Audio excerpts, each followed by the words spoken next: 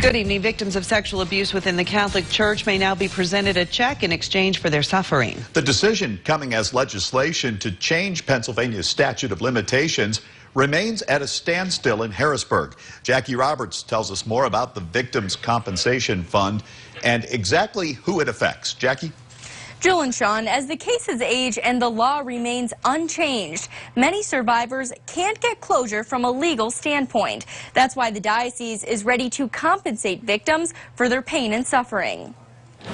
This is Jim Van Sickle facing his abuser, Father David Polson, in court. But many victims won't get that chance due to the statute of limitations laws in Pennsylvania.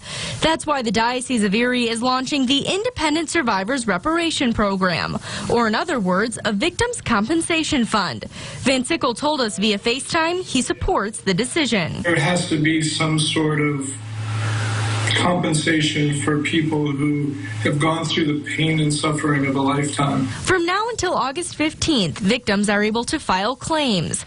The program coming on the heels of the release of the Pennsylvania Grand Jury Report into sexual abuse within the church. It was a very difficult thing to see and quite frankly disgusting, but in the long run it has helped the survivors to come forward because they are no longer in the dark. The launch of the fund raises questions of where the money comes from and who it will impact. A lot of women and men in the pew are worried about their parishes or their schools.